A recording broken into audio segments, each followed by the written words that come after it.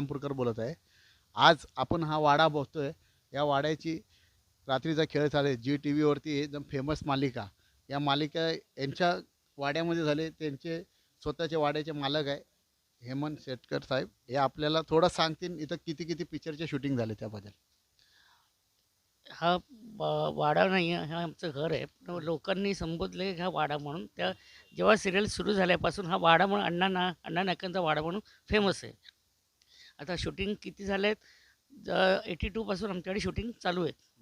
पण पिक्चर आणि सिरियल, ही सिरियल पहिलीच झी मराठीची, आणि पिक्चर पण झालेत. जी टी व्हीवरती हे प्रसिद्ध झालेलं अण्णामुळे आणि शेवंतामुळे आणि हो, वच्च्यामुळे. हो. तर कसं वाटते तुम्हाला?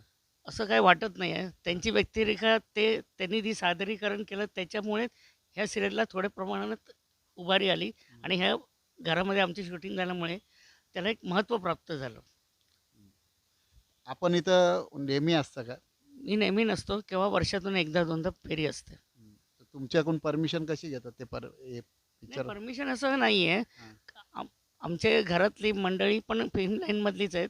भाऊ ॲडव्हर्टाईजमध्ये आहे, पण त्याच्यामुळे त्यांचे संदर्भ त्या ह्याच्याशी येतात. संपर्कामध्ये येतात. हा, येतात, त्याच्यामुळे ते होतं. तर तुम्हाला कसं वाटते आता हे एवढं आपलं हे रात्रीचा खेळ त्यामध्ये?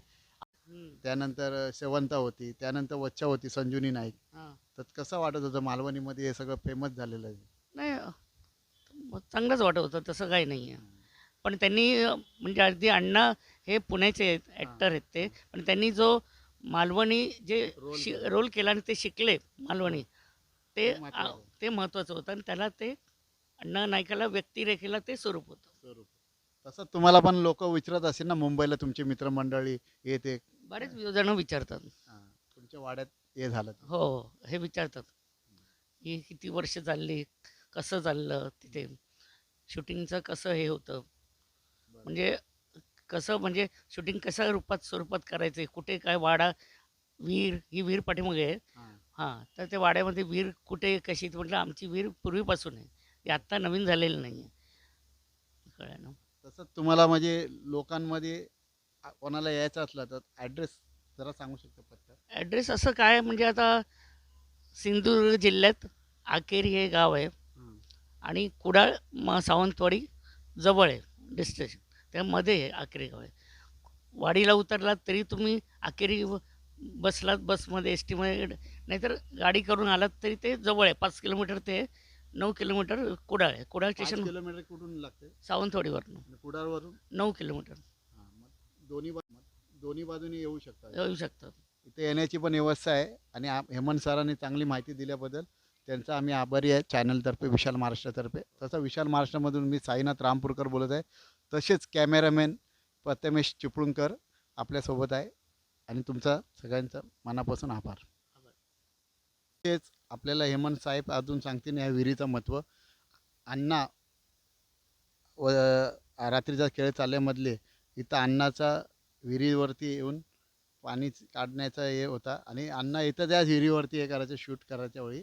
आणि त्यांचं नाव होतं रघुनाथ, कलाकार होते ते पुण्यामधून नाही, अभ्यंकर.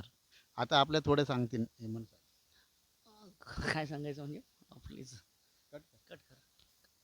तसंच आपण पाहू शकता आपण या पिक्चरमध्ये रात्रीचा खेळ चालल्यामधल्या शूटिंगमध्ये ही विहीर दाखवली. त्या विहिरीबद्दल पण विहिरीबद्दल आपलं असं काही हे एकच सांगू सांगायचं शकतात आहे ते. की ह्या विहिरीमध्ये जो प्रोमो करण्यात आला, त्याचं शूट करण्यात आलं, ते पहिलं ह्याचं केलं, विहिरीचं शूट.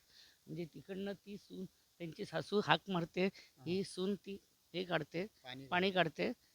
तो एक सीन होता, आणि तो प्रोमो हिट झाला याला पहिल्या ह्याच्यातच, पहिल्या ह्याच्यामध्ये सीझनमध्ये. हो, आणि ही विहीर किती जुनी आहे?